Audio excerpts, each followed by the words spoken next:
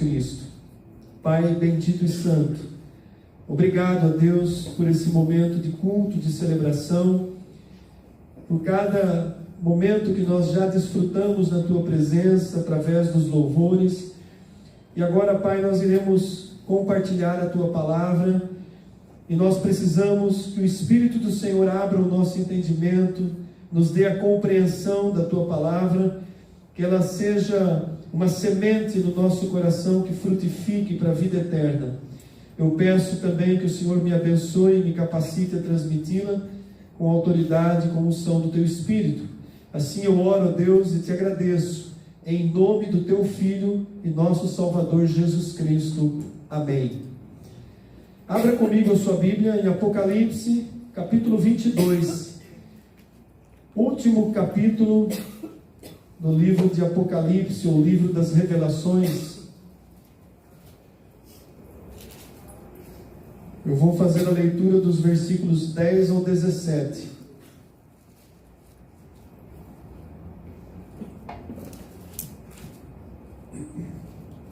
Apocalipse 22, dos versículos 10 ao 17, diz assim a palavra do nosso Deus. Disse-me ainda: não seles as palavras da profecia desse livro, porque o tempo está próximo. Continue o injusto fazendo injustiça, continue o imundo ainda sendo imundo, o justo continue na prática da justiça, e o santo continue a santificar-se. E eis que venho sem demora, e comigo está o galardão que tenho para retribuir a cada um, segundo as suas obras. Eu sou o Alfa e o Ômega, o primeiro e o último, o princípio e o fim. Bem-aventurados aqueles que lavam as suas vestiduras no sangue do Cordeiro, para que lhes assista o direito à árvore da vida, e entrem na cidade pelas portas. Fora ficam os cães, os feiticeiros, os impuros, os assassinos, os idólatras, e todo aquele que ama e pratica mentira. Eu, Jesus, enviei o meu anjo para vos testificar estas coisas às igrejas. Eu sou a raiz e a geração de Davi, a brilhante estrela da manhã. O Espírito e a noiva dizem: vem. Aquele que ouve, diga: vem. Aquele que tem sede, venha. E quem quiser, receba de graça a água da vida. Amém? Até aqui por enquanto, né? A gente vai trabalhar um pouco alguns outros textos da palavra de Deus, mas esse é o texto base para essa noite. O livro do Apocalipse, né, ou das Revelações, ele foi escrito por João, pelo apóstolo João, por volta do ano 90, 95 da era cristã. João foi o último dos apóstolos, e João estava exilado numa ilha chamada Patmos, né? Essa ilha fica a 55 quilômetros da costa da Turquia, no Mar Egeu. Hoje ela tem um nome um pouco diferente, mas está lá, né? Até hoje como testemunha. Nessa época, essa ilha era usada pelo Império Romano para exilar os inimigos do imperador. E João era um pregador do Evangelho de Jesus Cristo, e por esse motivo, por ser um pregador do Evangelho, ele foi condenado ao exílio. E ele diz isso em Apocalipse 1, versículo 9. Ele diz assim: eu, João, irmão vosso e companheiro na tribulação, no reino e na perseverança em Jesus, achei-me na ilha chamada Patmos, por causa da palavra de Deus e do testemunho de Jesus. Simplesmente por isso, né? Havia uma perseguição cruel do Império Romano contra os cristãos, e João foi preso e condenado ao exílio. Essa ilha, para se ter uma ideia, ela é praticamente desértica, não há nenhuma plantação, é um lugar ermo, um lugar ruim, difícil de se habitar, e ali era uma espécie de uma prisão. O alimento chegava de barco uma vez por mês, era jogado ali para os prisioneiros, né? Foi assim que João passou os últimos anos da sua vida. E foi nesse lugar que ele recebeu a visitação do Senhor Jesus Cristo.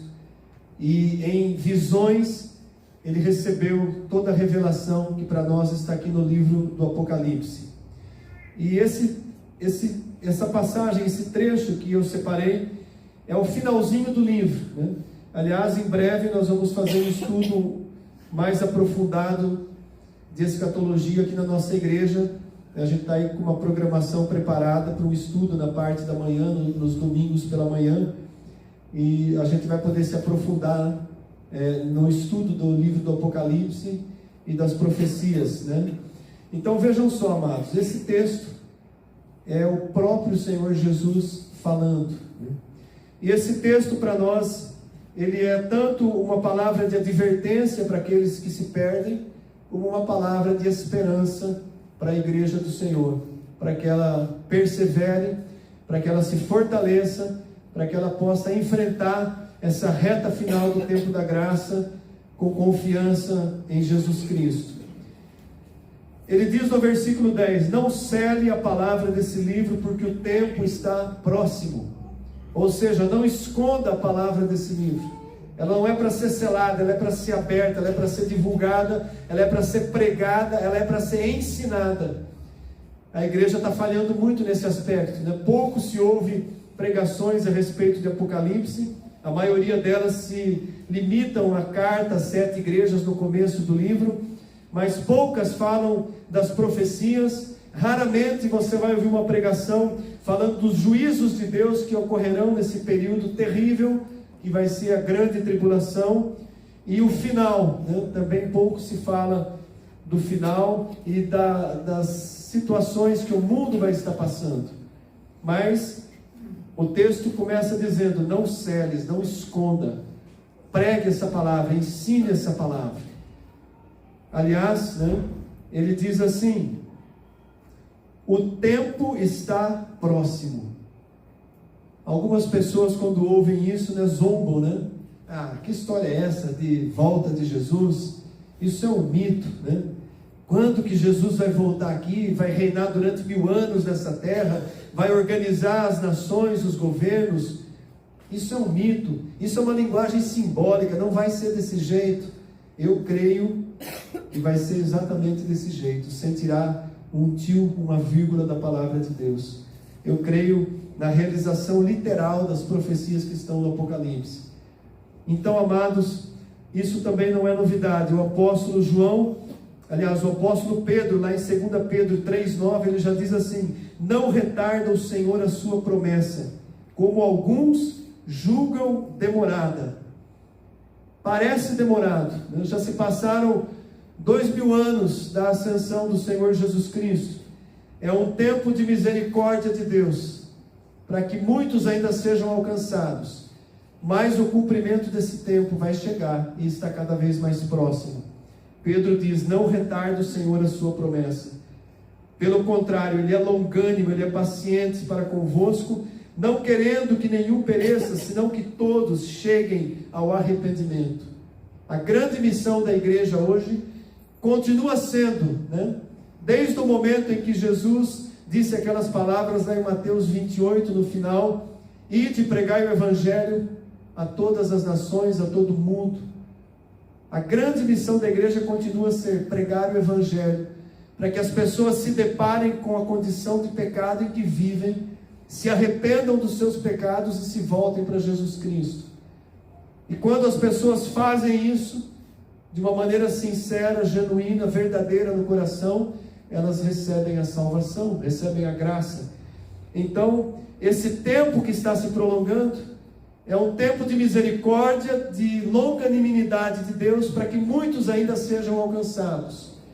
Então ainda é tempo da igreja pregar o Evangelho. E ele diz também no versículo 10: virá entretanto como ladrão o dia do Senhor. Virá de uma maneira em que as pessoas não estarão esperando. Ninguém espera um ladrão, né? Mas virá assim. Virá de repente o dia do Senhor. O texto que o presbítero André leu aí no início encaixou perfeitamente, né? Como que nós devemos esperar por esse tempo? Orando e vigiando constantemente, uma tensão tremenda, aguardando com expectativa a volta do Senhor Jesus Cristo. E que jeito que a igreja está esperando esse tempo? Ela está exatamente como as 10 virgens, dormindo, tanto as nécias quanto as prudentes. A diferença é que as prudentes tinham ainda um óleo, mas a igreja estava dormindo. Quando ele veio, todas estavam adormecidas. Ouviram a sua voz, correram, né? As que tinham óleo não tiveram as lâmpadas acesas. Vigilância. O óleo, o recurso espiritual que a igreja precisa ter. Presença do Espírito Santo. Então, amados, essa palavra é para nós, uma palavra para nos alertar nesse tempo em que nós, mais do que ontem, precisamos estar vigilantes. Não sabemos nem o dia e nem a hora. As palavras reveladas de Jesus Cristo a João, então elas são uma advertência e ao mesmo tempo uma esperança. Veja o que ele disse no versículo 11: continue o injusto fazendo injustiça, continue o imundo se sujando. Eles ouviram a palavra, ouviram o evangelho, rejeitaram, desprezaram a palavra de Deus, desprezam, zombam continuamente da Bíblia. Aliás, a gente tem visto um nível de zombaria absurdo. Na última parada LGBT em São Paulo, se vocês viram aí, há uma cena de uma zombaria terrível contra o Senhor Jesus Cristo. Alguém simbolizando Jesus numa cruz e um outro se esfregando sensualmente sobre Jesus naquela cruz, e isso estava ali passando numa avenida para todo mundo ver. Uma zombaria contra Cristo, uma zombaria contra a igreja do Senhor. E ai da igreja se levantar a voz contra esse tipo de atitude de zombaria, porque aí então nós somos os preconceituosos, e aí até o Ministério Público se levanta contra a igreja porque foi preconceituosa, porque criticou uma manifestação pública. Mas nessa manifestação pública pode zombar da igreja, zombar da nossa fé, zombar de Jesus Cristo, e nada acontece com aqueles que estão fazendo isso. Então continuem, né? Eu penso que o juízo de Deus para eles já está acontecendo, porque a pior coisa que pode acontecer é quando Deus deixa o homem à sua própria vontade. Faça o que você quiser da sua vida. Continuem, né? Continue o imundo se sujando, continue o injusto vivendo na injustiça. Eles rejeitaram, e eles vão sofrer a consequência dessa rejeição a Jesus Cristo. Porém, há um chamado para o justo, há um chamado para a igreja, há um chamado para os santos de Deus, os separados por Deus, que é a igreja do Senhor Jesus. E qual é o chamado de Jesus no versículo 11, na continuação? Continue o justo praticando a justiça. Continue a igreja, os santos, vivendo em santidade. Por isso que nós pregamos tanto a respeito de santidade. É um dos fundamentos da pregação do Evangelho. E Jesus diz aqui, olha, o tempo está chegando, o tempo está cada vez mais próximo, então vocês que são igreja do Senhor, continuem, perseverem na prática da justiça, não se amoldem ao mundo, não tomem os costumes do mundo, não façam como eles estão fazendo, não absorvam aquilo que eles estão empurrando goela abaixo. Cuidem das suas crianças, dos seus filhos, para que eles não recebam essa instrução maligna que está sendo passada, inclusive nas escolas, uma propagação do ateísmo, do humanismo, de doutrinas filosóficas que são totalmente contrárias à palavra de Deus. Eu disse pela manhã aqui que vai se formar uma geração que não conhece mais a Cristo, como aconteceu na Europa, como está acontecendo nos Estados Unidos. As nossas crianças, se não forem ensinadas na igreja e pelos pais, se os pais deixarem de ensinar o Evangelho aos filhos, vai ter uma próxima geração aí que não conhece mais a Cristo. Aliás, isso aconteceu até com a nação de Israel no passado. Então, é o tempo que nós estamos vivendo, amados. O tempo da apostasia já está presente. A responsabilidade da igreja e de nós pregadores está cada vez maior e mais séria para despertar a igreja para essa realidade, para não ficar dormindo diante do que o mundo está fazendo e a gente não entrar nesse esquema. Nós precisamos manter a nossa visão da palavra e viver conforme a palavra de Deus, ainda que a gente venha sofrer preconceitos, ainda que as pessoas olhem torto para você no seu serviço, o crente lá, não importa, cada um de nós somos um testemunho de Jesus Cristo. Por causa disso, lá na época, João estava exilado na ilha de Patmos. Por causa do testemunho de Jesus Cristo, todos os apóstolos que já haviam morrido, morreram morte martirizada, porque pregavam o Evangelho. Por causa do testemunho, muitos foram lançados nas arenas dos leões, na época de Nero, no Império Romano, que era o começo da história da igreja, do cristianismo. E não vai ser diferente no final. A igreja precisa estar preparada para as perseguições, para tudo isso que já está acontecendo, né?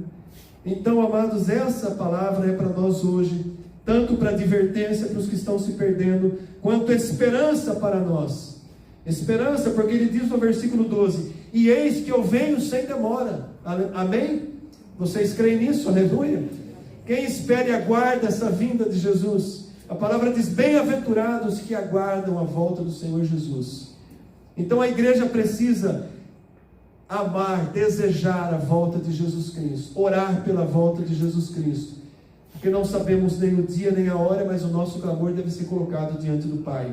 E ele diz: eu venho sem demora, e comigo, palavras de Jesus, com Jesus está o galardão, a recompensa. Haverá galardões, haverão recompensas para nós, igreja do Senhor Jesus. Tudo aquilo que nós fizemos em favor da igreja, servindo a Cristo, será recompensado na eternidade. Não está prometendo prosperidade, dinheiro, vida boa aqui. É uma recompensa para a eternidade. Aliás, só o fato de nós desfrutarmos da vida eterna já é a maior recompensa. Mas eu creio que esses galardões são recompensas especiais que cada um vai receber do Senhor, conforme as boas obras que praticou. Então é isso que ele está dizendo no versículo 12: haverá recompensa, certamente eu venho, e se vocês serão recompensados, A respeito também da volta de Jesus Cristo, o apóstolo Paulo, ele diz também em Romanos, para a gente ver que também eles pregaram isso, Romanos, no capítulo 13, versículo 11, o apóstolo Paulo diz assim: e digo isto a vós outros. Paulo estava escrevendo para a igreja aí por volta do ano 60, 50, 60, mais ou menos. Ele diz: e digo a vós outros que conheceis o tempo, já é hora de vos despertardes do sono. Paulo já pregava isso para a igreja primitiva. Já é hora de estar vigilante, desperta do sono, porque a nossa salvação está agora mais perto do que quando no princípio cremos. Cada dia que passa está mais perto. Cada mês que passa está mais perto. A salvação que Paulo se refere aqui é a salvação da volta de Jesus Cristo. Já era salvo quando creu em Cristo, mas é a libertação do jugo desse mundo, é estar na presença de Deus. Vai à noite, vai alta a noite e vem chegando o dia. Versículo 12: deixemos, pois, as obras das trevas e revistamos das armas da luz. Na reta final, e Paulo já entendia que naquela época era a reta final, a igreja deveria estar fazendo isso, focando a sua vida no espiritual, vivendo o natural, porque estamos nesse mundo, mas focando no espiritual. Andemos dignamente, versículo 13, andemos dignamente como verdadeiros filhos de Deus. Na sequência do nosso texto base, falando daqueles que não quiseram seguir esse caminho, que abandonaram, que não ficaram vigilantes, eles terão um juízo eterno, uma condenação eterna. Não haverá fim no sofrimento depois que o Senhor julgar todas as coisas. Então é um alerta tremendo para nós. Jesus continua declarando: eu sou o alfa e o ômega, a primeira e a última letra do grego, se referindo: eu sou o início e o fim. Tudo começou nele, tudo termina nele. Tudo foi feito para Ele e através dEle. Tudo foi criado por meio dEle, através dEle e para Ele, inclusive as nossas vidas. Cada um de nós fomos criados por Ele, através dEle, para servi-lo.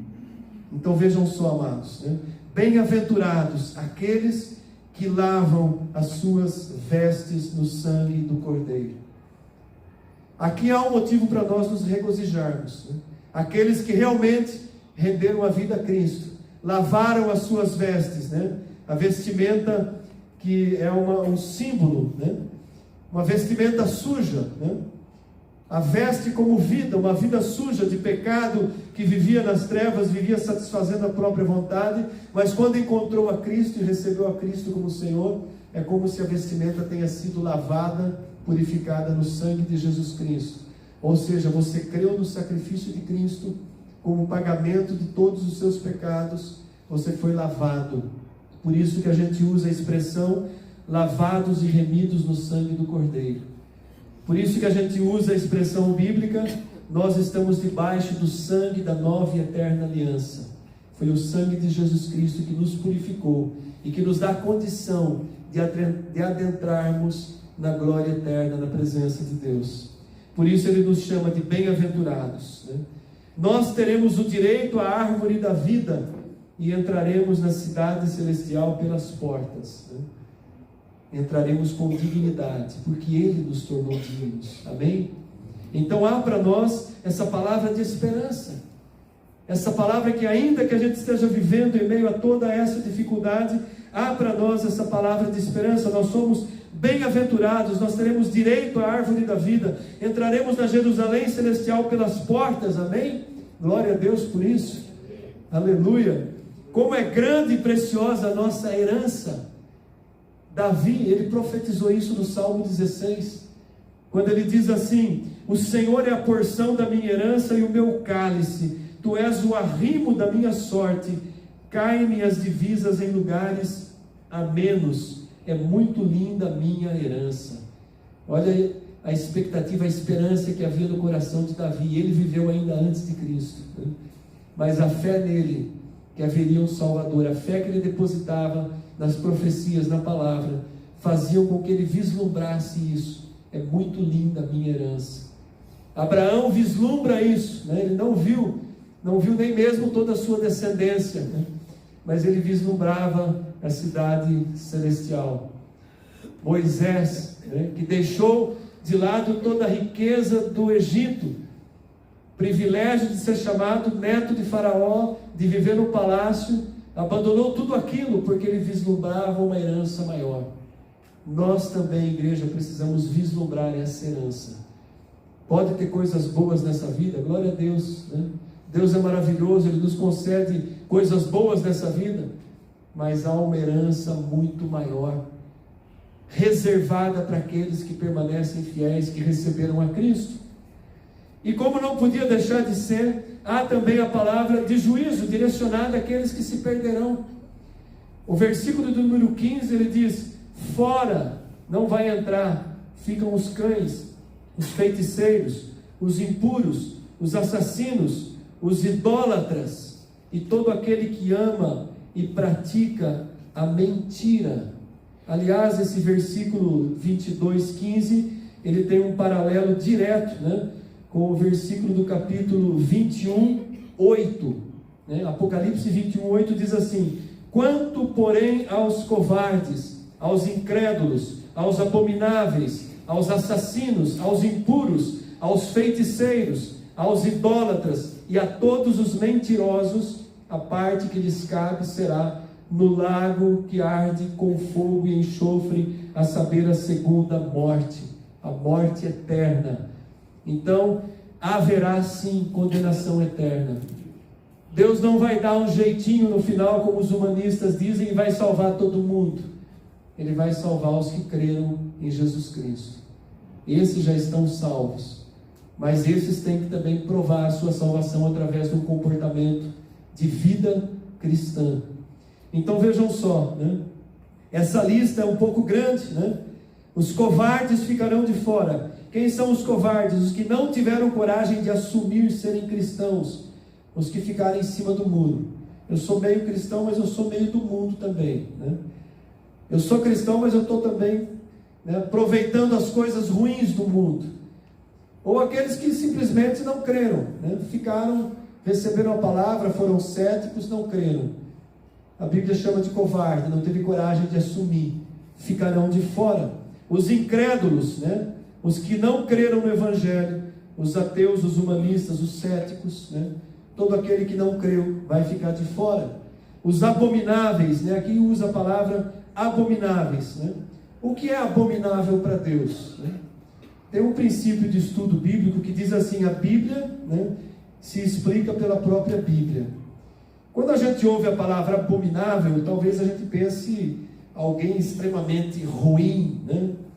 Mas existem vários versículos na palavra de Deus, eu vou citar só alguns, daquilo que Deus considera abominável. Olha uma das coisas que Deus considera abominável, Deuteronômio 7, 25, 26. Só para a gente ter uma noção dos que vão ficar de fora. Deuteronômio 7, 25, 26. As imagens de escultura dos seus deuses queimarás. A prata e o ouro que estão sobre elas não cobiçarás, nem as tomará para ti, para que te não enlaces neles, pois são abomináveis ao Senhor teu Deus. Não colocará coisa abominável na tua casa, para que não seja amaldiçoado, semelhante a ela. De todo a detestará e de todo a abominarás, pois é amaldiçoada. Sabe o que estava se referindo aqui? As imagens de esculturas que os povos pagãos adoravam, se prostravam diante delas, os falsos deuses. É abominável para Deus que alguém se prostre e adore uma imagem feita pela mão do homem. Terrível isso, né? A gente parar para pensar nisso. Deus chama de abominável. Uma outra situação que Deus chama de abominável, Levítico 18, 22. A gente vai aproveitar a pregação para uma breve aula de escola dominical.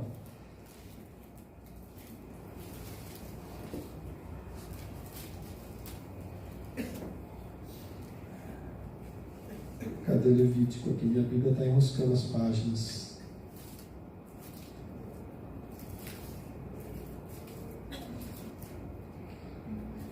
Levítico 18, 22. Olha o que Deus chama de abominável. Com o homem não te deitarás como se fosse mulher. É abominação. A prática da homossexualidade é abominável para Deus. Na sequência ele diz algo que também se refere a isso: nem te deitarás com um animal para te contaminares, nem a mulher se porá perante um animal para juntar-se com ele. A confusão, tudo isso é abominável. Os povos pagãos faziam, e pasmem, há pessoas que fazem isso hoje. Há pessoas que fazem isso hoje. Em plantão de hospitais já chegaram casos de mulheres que se colocaram diante de animal. Então, amados, é o mundo que está aí. Isso é abominável para Deus. Outra prática abominável para Deus: comércio desonesto. Nossa, mas isso é abominável para Deus? É abominável para Deus. Deuteronômio 25, do 13 ao 16. Vamos voltar aqui para Deuteronômio 25, do 13 ao 16. Na tua bolsa não terás pesos diversos, um grande e um pequeno. Na tua casa não terá duas sortes de efa, uma grande e uma pequena. Terás peso integral e justo, efa integral e justo, para que se prolongue os teus dias na terra que te dá o Senhor teu Deus. Porque é abominável ao Senhor teu Deus todo aquele que pratica tal injustiça. Isso aqui é uma referência a uma prática de comércio injusto. Balanças enganosas, roubar na balança, que também a gente pode colocar como roubar numa negociação, querer levar vantagem de maneira injusta numa negociação, numa venda, no comércio. É abominável para Deus. E os que praticam isso ficarão de fora. Provérbios 11, 1. Balança enganosa é abominável para o Senhor, porém o peso justo é o seu prazer. Aquele que explora através de uma negociação é abominável ao Senhor. Olha como é sério isso, amados, né? E tem mais versículos, Provérbios 20 e 23 diz a mesma coisa. Outra coisa abominável ao Senhor, aqui a gente já entende um pouco mais, né? O sanguinário e o fraudulento. Salmo, capítulo 5, versículo 6. Aliás, essas colocações estão ligadas também às outras condições, quando ele fala o homicida, o assassino, né? Mas Salmo 5, versículo 6, ele também usa essa palavra abominável. Eu peguei alguns versículos, tem muito mais. A gente ficaria aqui muito mais tempo. Mas ele chama de abominável o sanguinário e o fraudulento. O Senhor abomina ao sanguinário e ao fraudulento. Sabe quem mais o Senhor abomina? O perverso. Provérbios 3:32, o que faz perversidade, o que pratica maldade propositalmente contra os outros. Sabe o que mais Deus abomina? O mentiroso. Salmo 119, 163, Provérbio 12, 22. Deus abomina o mentiroso. Aliás, o mentiroso tem uma ressalva só dele nas duas listas lá de Apocalipse. Os que praticam a mentira não entrarão. Qualquer tipo de mentira. Não existe mentira boa, não existe mentira para consertar uma situação. Mentira é sempre mentira. Não existe mentirinha para criança, trata sempre com a verdade. Doa o que doer, seja qual for a consequência, use sempre a verdade, porque a mentira, o pai dela é Satanás, e quem pratica a mentira não entrará, vai ficar de fora. E por último, só para a gente trazer um pouquinho mais aqui ao conhecimento, Deus abomina o que causa contenda entre irmãos. Ou até isso Deus abomina, né? Provérbios capítulo 6, versículo 16 em diante.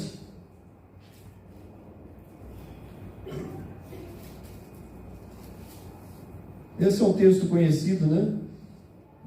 Provérbios 6, a partir do 16. Existem 6 coisas que o Senhor aborrece. 6 coisas que aborrecem a Deus. E a 7ª ele abomina. Coisas que aborrecem a Deus: olhos altivos, né, orgulho, soberba, língua mentirosa, mãos que derramam sangue inocente, coração que trama projetos iníquos, pés que se apressam a correr para o mal, falsa testemunha que profere mentiras, e a 7ª que ele abomina: o que semeia contenda entre irmãos, o que destrói amizades, o que destrói famílias, o que causa contenda, é abominável para Deus. Então, amados, vejam só, né? A lista é grande, né?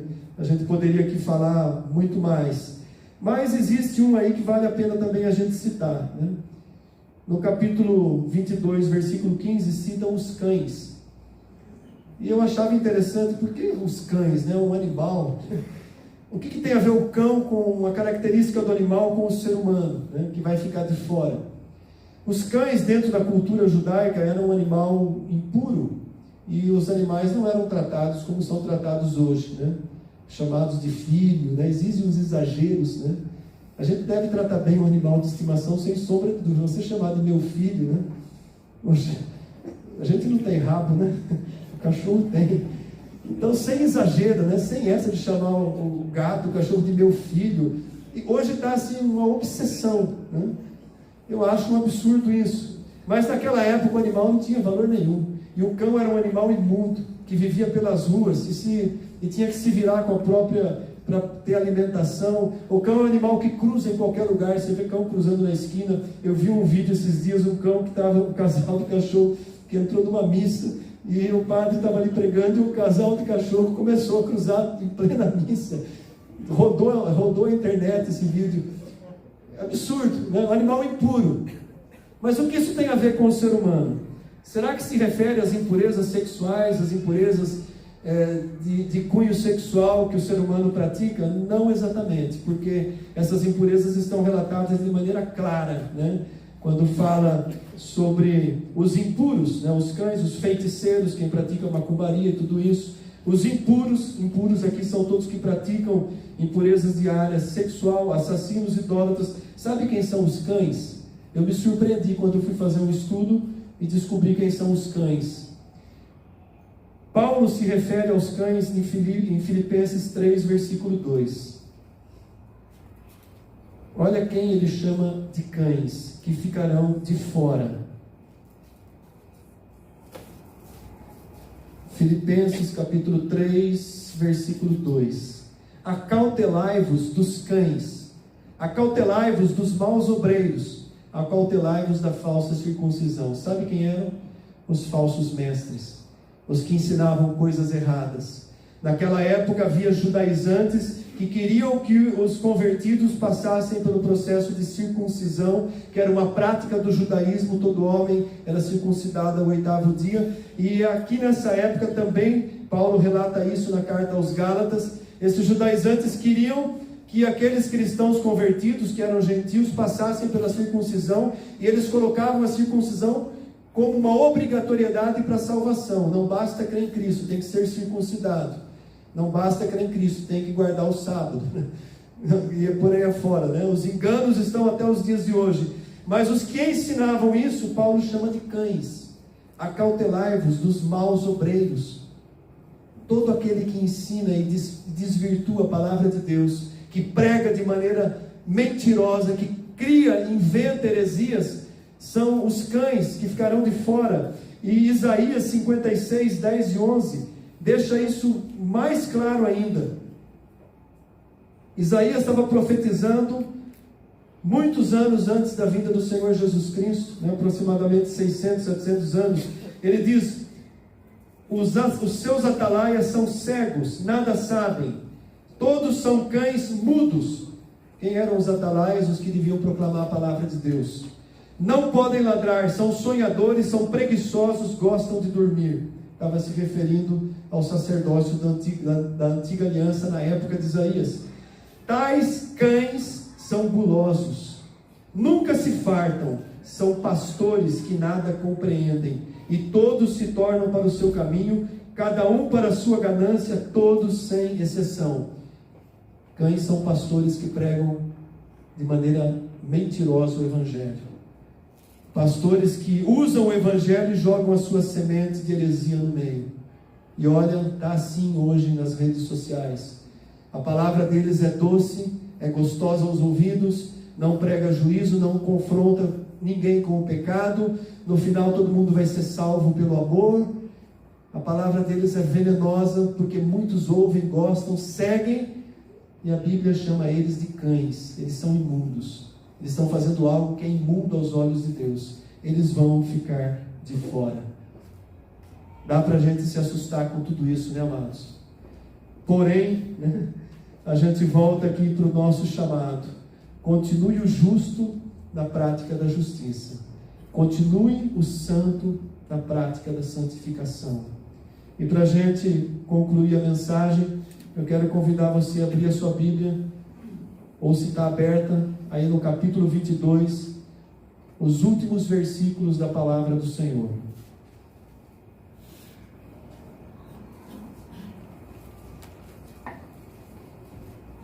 Apocalipse 22, do versículo 18 ao 21. Eu, a todo aquele que ouve as palavras da profecia deste livro, testifico: se alguém lhes fizer qualquer acréscimo, Deus lhe acrescentará os flagelos escritos neste livro. E se alguém tirar qualquer coisa das palavras do livro desta profecia, Deus tirará a sua parte da árvore da vida, da cidade santa e das coisas que se acham escritas neste livro. Aquele que dá testemunho destas coisas diz: certamente venho sem demora. Amém? Jesus diz isso: certamente venho sem demora. Eis que venho sem demora. E a resposta da igreja qual que é? Amém. Vem, Senhor Jesus. A palavra que a gente conhece como Maranata. Maranata. Vem, Senhor Jesus. Nós estamos de acordo com o que o Senhor acabou de falar. Assim termina a palavra de Deus, com um versículo de bênção: a graça do Senhor Jesus seja com todos. Foram as últimas palavras escritas pelo apóstolo João. A graça do Senhor Jesus seja com todos os que esperam a sua volta, com todos que têm a esperança nessa volta, com todos que podem dizer: amém, vem Senhor Jesus, pode vir que eu estou pronto. Será que todos nós podemos fazer isso? Vem, Senhor Jesus, a igreja tem que estar pronta. Vem, Senhor Jesus, pode vir, eu estou pronto. Se soar a trombeta, eu vou subir, né? Será que podemos afirmar isso com toda a convicção? Cada um pode olhar para a sua própria vida e dizer, né, alegremente: vem, Senhor Jesus, né? Mas, amados, né, se há alguma dúvida aí batendo, né, se não tem certeza, ainda há tempo. A trombeta não soou ainda. O último chamado ainda não aconteceu. Está muito próximo, está muito perto de acontecer. Então há tempo da igreja entrar em vigilância, há tempo da igreja se firmar em oração, há tempo da igreja se manter perseverante, há tempo da igreja se desvencilhar das coisas impuras, daquilo que o mundo oferece, de todo o engano, que, voltando aqui a Paulo, Romanos 13, 14, ele diz: andemos dignamente, como em pleno dia, não em orgias e bebedeiras, em festas regadas a bebedeiras, não em impudicícias e impurezas sexuais e dissoluções, não em contendas e ciúmes, em briga e encrenca, não, mas revestivos do Senhor Jesus Cristo, e nada disponhais para a carne no tocante às suas concupiscências. Não é fácil ser cristão, né? O Senhor Jesus disse com toda clareza: aquele que quer vir após mim, tome a sua cruz, siga-me, dia a dia, né? Mortifica a carne, morra para si mesmo, e você viverá. Viva para si mesmo, e a gente vai experimentar a morte eterna. Então nós precisamos morrer para tudo aquilo que Deus considera impuro, para tudo aquilo que Deus considera abominável, para tudo aquilo que faz, que nos coloca fora dessas condições que Ele estabelece. Então, amados, né, o chamado da igreja para nós, né, continue pregando o Evangelho, continue fazendo a sua parte, continue testemunhando, mas continue vigilante, orando, cada vez mais buscando a profundidade de um relacionamento com Cristo. Não se contente, né? Tá bom a minha vida assim. Não se limite. Aprofunde cada vez mais. Entra nesse rio, né, e vai até poder mergulhar nessas águas na presença de Deus. Não se limite, né? Não coloque limite no teu relacionamento com Deus, porque quando nós colocamos limite, o resto do tempo o mundo vai tomar, né? Se nós limitamos o nosso relacionamento com Deus a uma devocional de 5 minutinhos de manhã, uma oraçãozinha de mais 5 minutos antes de dormir, o restante do dia, o restante do tempo, o mundo vai tomar da gente. Em todo tempo, faça algo servindo ao Senhor. No seu trabalho, sirva ao Senhor. Aonde você está, testemunhe que você é um filho de Deus, que você é um cristão. Nas oportunidades, né, no seu comportamento, dê demonstrações que você é um crente. E hoje essa situação está difícil, né? As oportunidades surgem a todos os momentos, mas a gente perde as oportunidades de dizer: não, eu sou cristão, eu não vou entrar nesse negócio, né? Então, amados, que a gente possa, de fato, testemunhar que nós somos cristãos. Eu, só por um testemunho breve, né? Eu anunciei meu carro para vender ontem, logicamente não o Fusca, né? Mas o carro da Madalena. Eu coloquei a venda Fiesta e postei em algumas redes de venda no LX.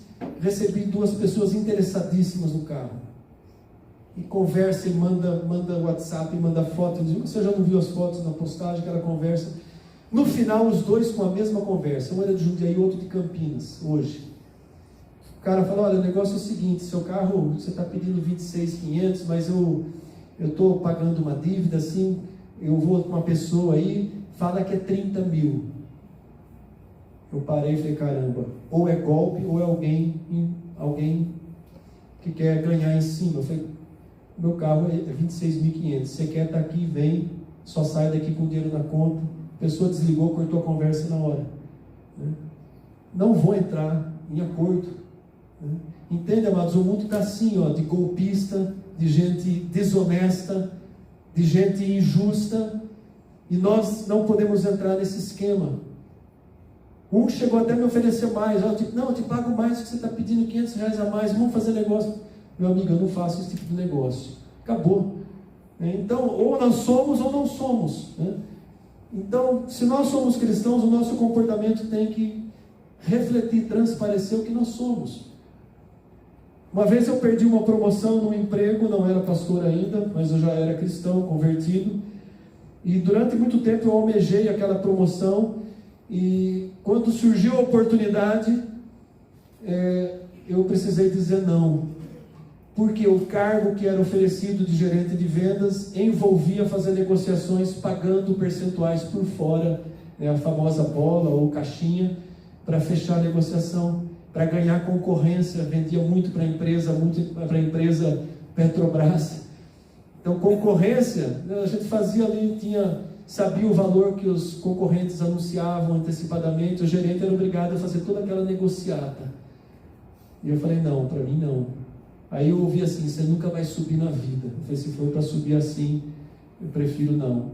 E acabei sendo mandado embora depois de um tempo. O único emprego que eu fui demitido. Mas, amados, ou está no nosso caráter ou não está. Ou somos ou não somos. Ou vamos entrar ou vamos ficar de fora. Então, que a gente possa refletir aí em tudo isso, e que a gente possa dizer: Maranata, vem Senhor Jesus, que eu estou pronto. Amém? Vamos nos colocar em pé. Eu quero convidar o Ministério de Música à frente.